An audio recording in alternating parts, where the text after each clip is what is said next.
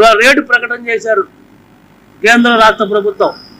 11,781 రూపాయలు అంటే కేవలం పెట్టుబడుల సగం కూడా రావు పెట్టిన దానికి. అంత దారుణంగా రేటు ఇవాళ ఫిక్స్ చేశారు. అది ఏ ప్రాతిపదిక రేటు ఫిక్స్ చేశారు. అందువల్ల మిర్చి సంబంధించిన రేటుని మేము వ్యతిరేకిస్తున్నాం. అదే ధరల స్థిరీ నిధీకరణ సంబంధించి కేవలం 300 కోట్లు బడ్జెట్లో కేటాయించారు. గతంలో 3,000 కోట్లు కేటాయిస్తేనే సరిపోలేదని చెప్పేసి మేము చెప్పాం.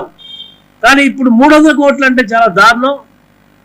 5,000 కోట్లు కేటాయిస్తేనే ఈ పంటలకు సంబంధించి కొనుగోలు జరిగితే ప్రైవేటు వ్యాపారస్తులు రేటు ఎక్కువ పెడతారు. అందువల్ల వెంటనే మార్చుకొని బడ్జెట్ పునరాలోచించుకొని 5,000 కోట్లు స్థిర నిధీకరణ కేటాయించి అన్ని పంటలకు రైతుకు అనుకూలంగా ఉండే విధంగా